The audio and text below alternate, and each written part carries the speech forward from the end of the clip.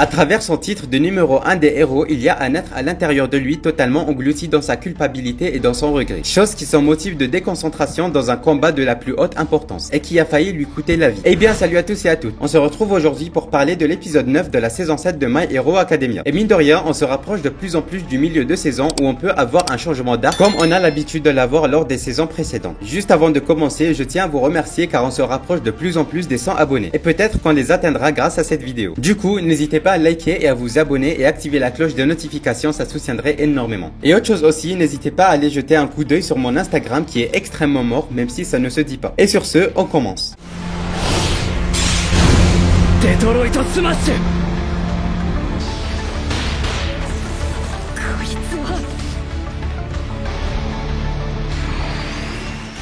L'épisode s'ouvre sur les séquelles du combat de Shoto contre Dabi qui est incroyablement incroyable. Et je sais pas vous, mais je ne comprends pas le raisonnement des gens à qui ce combat n'a pas plu. Parce que objectivement, il y a rien à dire sauf peut-être la butte de flashback qui te sort du rythme. Mais sinon c'était trop bien et ajoutez à ça le magnifique thème que je vous laisse écouter pendant 3 secondes.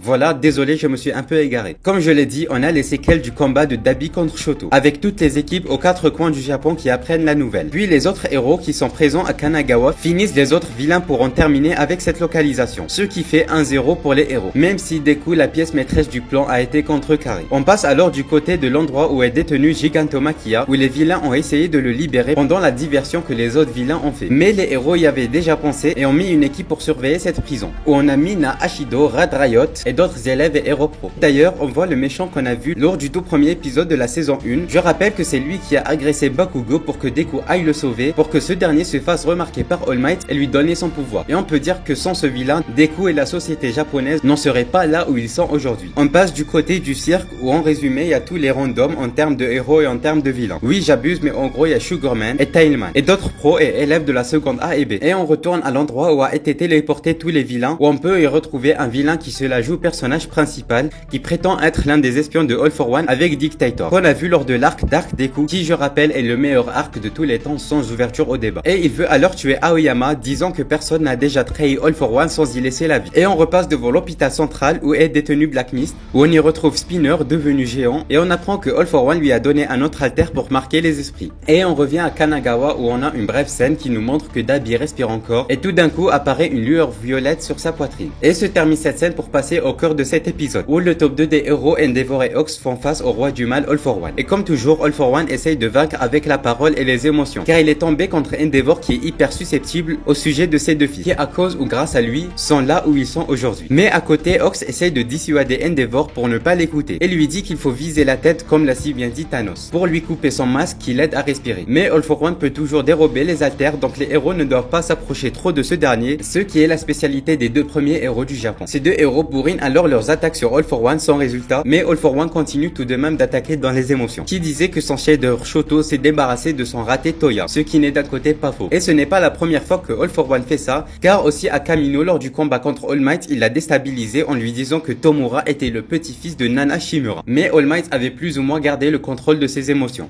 Après cette fait distrait, All for One perfore le corps de Endeavor très proche de ses poumons pour éviter la mort de justesse. Ox essaye alors de le sauver de sa chute, mais All for One l'empêche, qui est lui-même empêché par Kyokajiro et Tokoyami. Après ça, Endeavor au sol se sent coupable de ce qu'il a fait, mais il se réveille quand même prêt à charger. Les 3 héros essayent alors de gagner du temps le temps que Endeavor revient. Mais All for One, au courant de ce plan, essaye de faire tomber le plus susceptible parmi eux. Il attaque alors Kyoka qui est sauvée de justesse par Ox. Mais All for One s'acharne sur elle et lui lance une attaque inesquivable où elle laisse une partie de son oreille gauche et qui blesse Ox très gravement par la même occasion. Alors, je sais pas si ça vous a fait ça aussi, mais depuis le réveil de Tomura lors de la saison 6, on avait l'impression que c'était lui le méchant le plus dangereux et que All for One était plus ou moins mis de côté. Mais dans cet épisode, on ressent la pression qu'il impose lors de sa présence et on s'inquiète pour chacun des personnages présents à côté de lui. Comme là par exemple où tout le monde est gravement blessé et peut mourir à n'importe quel moment. Et on sent que All for One n'a aucune pitié vis-à-vis d'eux et peut faire n'importe quoi pour torturer les héros physiquement et mentalement. Voilà, c'est tout ce que j'avais à dire sur cet épisode qui est très acceptable niveau animation et on a eu mine de rien quelques scènes bien animées de Sakuga si on peut dire. Les musiques, rien à dire aussi, il y a les thèmes originaux de la série série, donc c'est 10 sur 10. Pour le prochain épisode, on devrait s'attendre grâce à la preview à voir le passé de Endeavor et en parallèle peut-être la suite du combat au cercueil de Yue. Et on voit que Hawks parvient à casser le masque de All for One pour que Endeavor finisse le travail. Et sur ce, je vous dis merci d'avoir regardé et si vous êtes arrivé jusqu'à cette partie de la vidéo, ça veut dire que ça vous a plu et du coup n'hésitez pas à vous abonner. Et du coup, je vous dis à la prochaine.